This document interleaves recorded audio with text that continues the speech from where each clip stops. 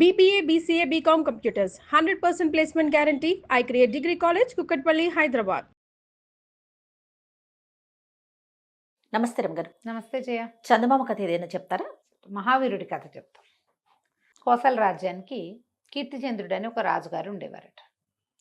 ఆయనకి లేక లేక ఒక కుమార్తె పద్మావతి. పిల్ల బహు అందగత్తె. 14 ఏళ్ళు వచ్చినప్పటి నుంచి పెళ్ళి ఏ సంవత్సరం చేయాలి అటా ఇటా ఆలోచించి మొత్తానికి 18వ ఏడు వచ్చాక అమ్మాయికి పెళ్లి చేద్దాము, స్వయంవరం చాటిద్దామా, ఏం చేద్దాము అని జాతకాలు చూస్తున్నారు. ఓకే, జాతకాలు చూపించుకుని ముందు ఈ అమ్మాయికి సమయం ఎప్పుడు ఏమిటో అవి చూస్తారుగా. అయితే ఏమైంది, ఈ జాతకాలు రకరకాల గురువుగారులు వాళ్ళు వీళ్ళు చేయి చూసేవాళ్ళు, హస్త సాముద్రికదారులు వీళ్ళు చాలామంది వస్తారు. ఈ వ్యవహారం సాగుతుండగానే ఉన్నట్టుండి ఒకనాడు యువరాణి మాయమైపోయింది. పద్మావతి లేదు. పడుకున్నది పడుకున్నట్టుగా మంచాలు గించాలన్నీ అలాగే ఉన్నాయి, అమ్మాయి లేదు. ఏం చేయాలో తెలియలే. ఎలా వెళ్ళిపోతుంది? ఏ తలుపు గడియ తీసినట్టుగా కూడా లేదు. పోనీ అమ్మాయి బయటికి వెళ్తే అనంతరం అదే వెళ్ళిపోతే గడియలు తీసి ఉండాలి. అంతేగా. సహాయం చేశారు ఎవరైనా ఆ చెలికత్తులు అనుకుంటే అందరూ మంచి గాఢ నిద్రలోనే ఉన్నారు. తెల్లవారేసరికి మాయమైపోయింది. సరే వీళ్ళు ఏమనుకున్నారు, అంజనం వేయించాలి, ఆ పిల్ల ఎక్కడుందో బాగా వెతికారు. చుట్టుపక్కలంతా తోటలు దొడ్లు వెతికారు. ఏదైనా రాక్షస మాయ జరిగిందేమోనన్న అనుమానంతో అంజనం వేయించడానికి కూర్చున్నారు. కూర్చుంటే ఒక అంజనం వేసే పంచాంగకర్త అనకూడదులే, ఒక గురువుగారు ఉన్నారు వీళ్ళ దగ్గర. ఆయన అంజనం వేసి చూశాడు. చూసి అమ్మాయి జీవించే ఉంది, ఈమెని ఒక బ్రహ్మరాక్షసుడు ఎత్తుకుపోయాడు. 3 నెలల్లో ఈ అమ్మాయికి బ్రహ్మరాక్షసుడితోటి వివాహం కాబోతోంది. వివాహం చేసుకోవటానికి తీసుకుపోయాడు వాడెవడో. 3 months ఉంది పెళ్ళికి. 3 నెలల్లో వివాహం చేసుకుంటాడు. అయిపోయింది.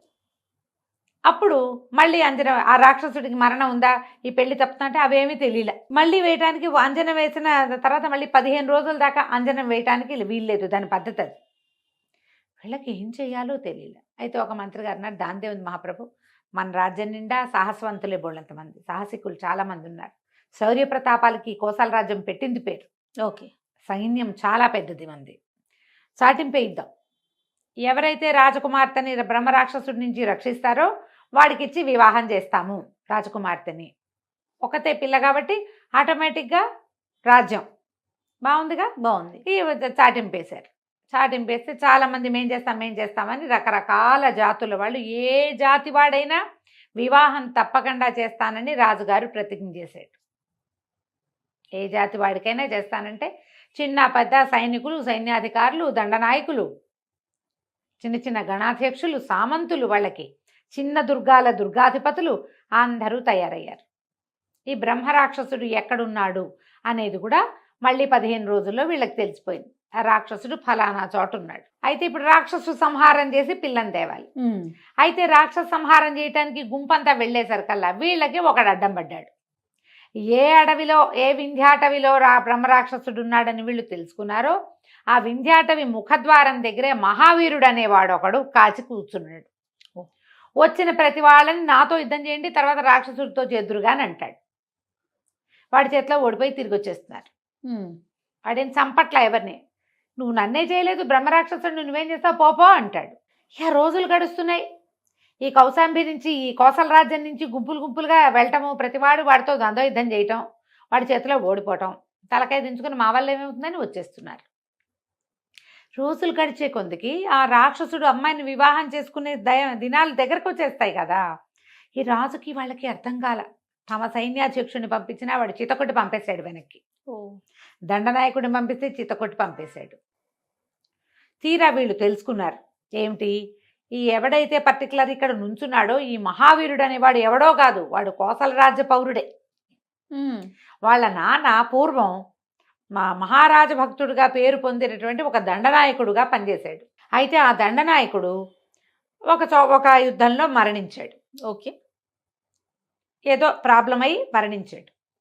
ఈ అబ్బాయి చాలా కాలం ఎక్కడికో పోయి విద్యలు నేర్చుకొచ్చాడు. ఇప్పుడు వాడు ఇక్కడ పొంచి కూర్చున్నాడు. రాజుగారికి ఏం చేయాలో అర్థం కాల.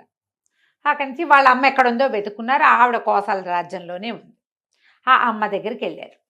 వెళ్ళి మీ వాడు రాజద్రోహిగా ప్రవర్తిస్తున్నాడు, రాజకుమార్తెను తేవటానికి వెళ్ళిన వాళ్ళందరినీ అడ్డుకుంటున్నాడు, వీడు సరైన వాడుగా ప్రవర్తించట్లేదు, నీ భర్త రాజభక్తుడు, చివరి ఏదో ఇబ్బంది అయ్యి అతను మరణించాడు, ఊరు పేరు లేకుండా పోయాడు, వీడు కూడా అలాగే చేసేలాగా ఉన్నాడని రాజుగారు అనేసరికి ఆవిడ కాదు కాదు మహాప్రభు, మావాడు మహారాజ భక్తుడు, మామూలు భక్తుడు కాదు, మహాభక్తుడు వాడు. అసలు రాజ్యానికి చెడుపు తెచ్చే అడ్డ పేరు తెచ్చే పని చెయ్యనే చెయ్యడు, అలాంటి వాడు కాదు. వాడికి పరమ రాజభక్తి, చాలా రాజభక్తి. వాడు ఇలా చేయటానికి ఏదో కారణం ఉండుంటుంది, ఏం కారణం ఉందో తెలీదు.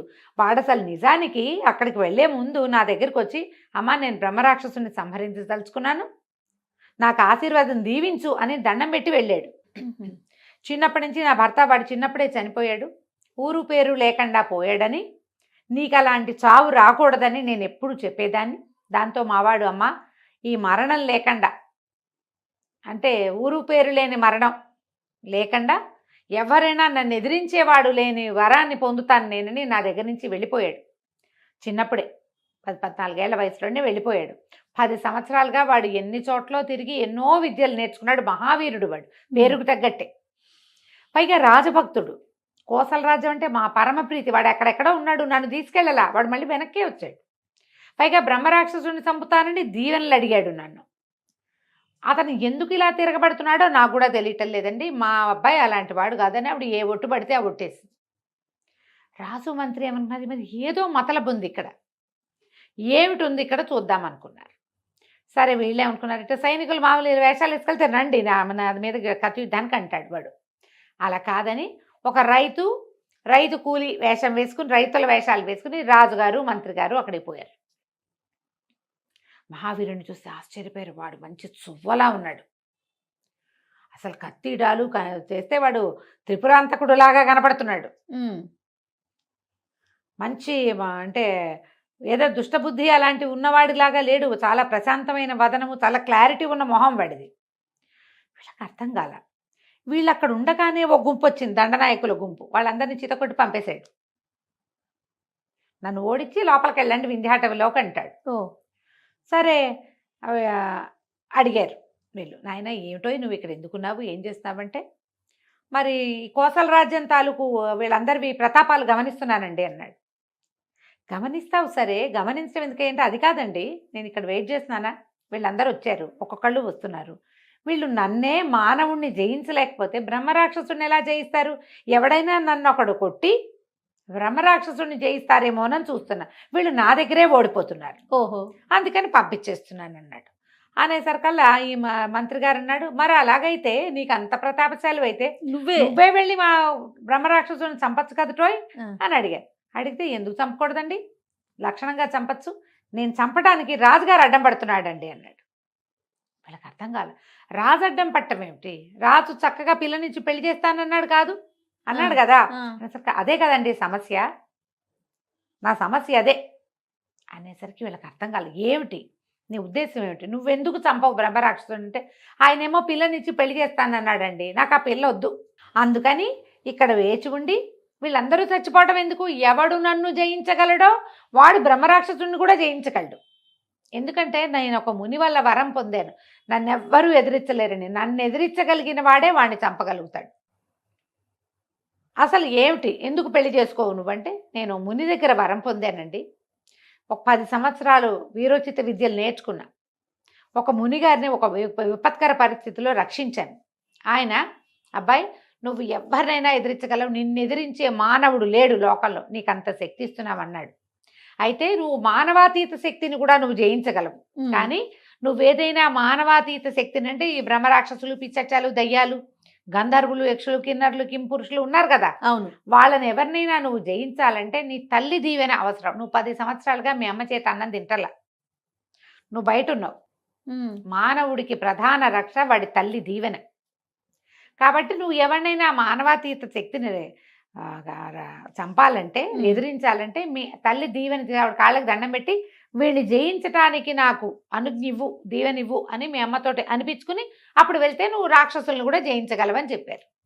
నేను ఆ వరం పొంది తిరిగి వస్తూ ఉండగా ఒక దొంగల గుంపు ఎదురైంది. ఆ దొంగలు ఒక పల్లెటూరులో ఒక చంద్రిక అనే మహాద్భుత సౌందర్యవతి అయిన ఒక పిల్లని చూసి ఆ దొంగల నాయకుడు ఆ పిల్లని మోహించాడు. ఆడ పెళ్లిలో కొలగొట్టారు.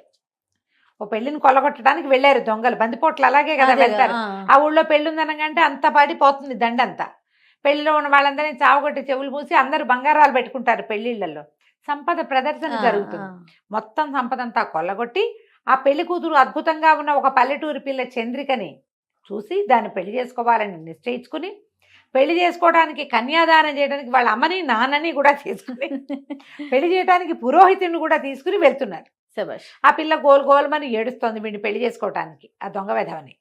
అక్కడి నుంచి వాళ్ళ అమ్మా నాన్న కూడా దుఃఖిస్తున్నారు. పురోహితుడి నెత్తి మీద చేతులు పెట్టుకుని ఉన్నాడు. ఎప్పుడైతే వాళ్ళు ఎదురుబడి వీళ్ళు ఏడుస్తున్నారో ఈయన ఈ కుర్రాడు మహావీరుడు తన శక్తిని పరీక్షించడానికి ఆ పెద్ద పెద్ద మంచి బ్రహ్మాండమైన పర్సనాలిటీస్ ఉన్న ఆ దొంగల దండుని ఎదుర్కొన్నాడు. చెప్తున్నాడు అనమాట, దొంగల దండులో ఉన్న 40 మందిని చావగొట్టి చెవులు మూసాను నేను. పారిపోయారు వాళ్ళంతా, సంపదంతా వదిలేశారు. అయితే ఏమైంది, వాళ్ళని వాళ్ళ ఇంట్లో దింపుదామనుకున్నాను. తల్లిదండ్రి పిల్ల పురోహితుడు ఉన్నారు కదా. అయితే తల్లిదండ్రి ఏమన్నారు, నాయన శుభ్రంగా పెళ్లి సంబంధం కుదిర్చాం, పెళ్లి కాస్త ఆగిపోయింది, ఇప్పుడు మేము మళ్ళీ వెనక్కి ఊరు వెళ్ళినా పెళ్లి కుదరదు. ఇంకా పెళ్లి ఆగిపోయిన పిల్లకి పెళ్లిళ్ళు కాబట్టి పాత రోజుల్లో జరిగేది కాదు. ఈ పిల్ల ఏదో దురదృష్టి జాతకురాలు అనుకుంటారు. ఈ వచ్చిన దొంగ వెధవుల పెళ్లి వాళ్ళని చావచిత కొట్టారు. పెళ్లి కొడుకు ఏ స్థితిలో ఉన్నాడో కూడా తెలియదు. వాళ్ళు చిచ్చి మీ సంబంధం మాకు వద్దనొచ్చు, మరి ఇప్పుడు మా పిల్ల బతుకు ఏమిటి, పెళ్లి జరగదు దీనికి. ఇంకా కన్యాదానం చేయటానికి మేమిద్దరం ఉన్నాం, అమ్మా నాన్న. పెళ్లి చేయడానికి పురోహితుడు ఉన్నాడు, పిల్ల సిద్ధంగా ఉంది. బాబాబు బంగారు కొండలా ఉన్నావు, మా పిల్లని పెళ్లి చేసుకో అన్నాడు. నేను కూడా ఇంటికెళ్ళినా పెళ్లి చేసుకోవాలి, పెళ్ళి ఎలాగూ తప్పదు, పిల్ల చూస్తే చక్కగా లక్షణంగా ఉంది, మా జాతే కదా అని ఆలోచించుకుని పెళ్లి చేసుకున్నానండి. అడవిలో చంద్రికను తీసుకుని మా అమ్మని కలవడానికి నేను ఇంటికి వస్తుంటే ఒక బ్రహ్మరాక్షసుడు ఎదురయ్యాడు. వాడే వీడు. ఆ బ్రహ్మరాక్షసుడు ఏం చేశాడు, నన్ను కొట్టి, చంద్రిక మహాద్భుత సౌందర్యవతి కాబట్టి ఈ పిల్ల నాకు నచ్చింది, ఇట్లా పల్లెటూరు పిల్లని ఒక పిల్లని చేసుకోవాలనుకుంటున్నాను, 3 నెలల తర్వాత నేను 8 మంది మానవ కాంతల్ని పెళ్లి చేసుకోబోతున్నా, అందులో ఇదొక కాంత అని ఆ చంద్రికను తీసుకుని వెళ్ళిపోయాడు. అయితే ఏమైంది, నేను ఎవరైనా నన్ను ఎదుర్కోలేరు, నేను మునివర ఉంది. కానీ వీడు మానవాతీత శక్తి. ఈ మానవాతీతుడిని జయించాలంటే నేను మా అమ్మ దీవెన పొందాలి. నేను బాగా 100 రామళ్ళ దూరంలో ఉన్నా, మా అమ్మ లేదు అక్కడ, నేనేం చేయను. అందుకని ఏం చేశారు, చంద్రికను వాడిని తీసుకెళ్ళిపోనిచ్చి, ఇంకా వాడు 3 నెలల సమయం చెప్పాడు కాబట్టి పరిగెత్తుకుంటూ ఊరొచ్చి మా అమ్మ దగ్గర దీవెనలు తీసుకున్నా చంద్రికను రక్షించుకోవడానికి. ఇంతలో ఏమైంది, ఈ వ్యవహారం వచ్చింది. ఈ వ్యవహారం వస్తే రాజుగారు ఏం చెప్పారు, ఎవరైతే బ్రహ్మరాక్షసుని సంహరిస్తారో వాడికి తన కూతుర్ని ఇస్తానని పెళ్లి చెప్పారు. నేనేమో కోసల రాజ్య పౌరుణ్ణి, రాజాజ్ఞ శిరోధార్యం. ఇప్పుడు గనక నేను బ్రహ్మరాక్షసుని చంపానంటే నేను రాజకుమార్తెని పెళ్లి చేసుకోవాలి. నేను ఏకపత్ని వ్రతుడుగా ఉండదలుచుకున్నా. మా నాన్న తాత ముత్తాత అందరూ ఏకపత్ని వ్రతులే మా ఇంట్లో. నేను ఆ వ్రతం చెడగొట్టాలని అనుకోవటల్లా. చంద్రిక పైగా నా భార్య కొత్తగా ఇప్పుడే పెళ్ళయింది. నేను ఇప్పుడు రాజకుమార్తెను పెళ్లి చేసుకుంటే చంద్రిక అన్యాయం అయిపోతుంది, నా వ్రతం పోతుంది. అందుకని ఇక కోసల ప్రజల్లో ఎవరైనా సరే ఒకడు నాతో ధీటైన వాడు కనపడతాడేమో, వాణ్ణి ఈ బ్రహ్మరాక్షసుడి దగ్గరికి పంపిద్దామని వేచి ఉన్నా. రాజుగారు ఈ మాట చెప్పాడు కాబట్టి నేను చంపానంటే నేను దొరికిపోతాను, అందుకని నేను ఇక్కడే ఉన్నానంటే అప్పుడు రాజుగారు అన్నాడు, బాబు దాని దేవుంది నాయన, నువ్వు వాడిని చంపి మా పిల్లని మాకు అప్పచెప్పు, మా అబ్బాయిని పెళ్లి చేసుకోవాలన్న నియమం లేదు అంటే మీరు ఇది ప్రతిజ్ఞ చేయండి అన్నాడు. వెంటనే మళ్ళీ రాజుగారు ఊళ్ళో టంకేయించారు. ఎవరైతే బ్రహ్మరాక్షసుని చంపి రాజకుమార్తెని రక్షిస్తారో వాళ్ళ శౌర్య ప్రతాపాలకు మించి తగిన ఉచిత రీతిని గౌరవిస్తాము, రాజకుమార్తెని వివాహం చేసుకోవాలన్న నిర్బంధం లేదు అని మళ్ళీ ప్రకటన చేస్తే ఈ వీడు మహావీరుడు వెళ్ళి ఆ బ్రహ్మరాక్షసుడి దగ్గర 8 మంది ఆడపిల్లలు ఉన్నారు. అందులో ఒకటి రాజకుమార్తె, ఇంకోటి వీడి భార్య అయిన చంద్రిక, ఇంకా ఉన్నారు 6 ఆడపిల్లలు. ఎక్కడెక్కడి నుంచో తెచ్చాడు. రకరకాల రాజ్యాలకు పోయి వాళ్ళందరినీ వింధ్యాటవిలో దాచాడు. ఎవ్వరూ వాడిని ఎదుర్కోలేకపోయారు. వాడు అప్పుడే చెప్పాడు, నన్ను ఎదుర్కోగలిగితే వచ్చి వింధ్యాటవిలో ఎదుర్కోని. వీడు అందుకని వింధ్యాటవి ముఖంలో నుంచుని ఉన్నాడు అనమాట. లోపలికి వింధ్యాటవిలోకి వెళ్ళి ఆ బ్రహ్మరాక్షసుడిని ఎదుర్కొని వాడిని చంపేసి, ఎందుకంటే వీడికి అమ్మ దీవెన లభించింది, 8 మంది ఆడపిల్లల్ని ఫ్రీ చేశాడు. తన భార్యను తను తెచ్చుకుని రాజకుమార్తెని సగౌరవంగా మహారాజు దగ్గర చేర్చాడు. మిగతా 6 పిల్లల్ని ఏ రాజ్యాల వాళ్ళనో కనుక్కుని రాజుగారే ఎవరిళ్ళకి వాళ్ళని, పెద్ద పిల్లలు కదా పెళ్ళిడి పిల్లలుగా, సగౌరవంగా ఆడపిల్లల్ని పంపించేశారు. రాజకుమార్తెకి తర్వాత కాలంలో వివాహం జరిగింది. ఈ మహావీరుణ్ణి సర్వసైన్యాధ్యక్షుడిని చేసి తన దగ్గరే పెట్టుకున్నాడు రాజుగారు. అతన్ని ఎవరు ఎదిరించలేరు. రాజ్యం చల్లగా ఉంటుంది, ఏ సంక్షోభానైనా అతను ఎదుర్కోగలడు. కాబట్టి ఇలా చేసి ఈ మహావీరుడిని యొక్క ప్రతిజ్ఞని నిలబెట్టాడు రాజుగారు. కథ కంచికి మనం ఇంటికి. బాగుంది రమ్మగారు. నమస్తే అండి. నమస్తే.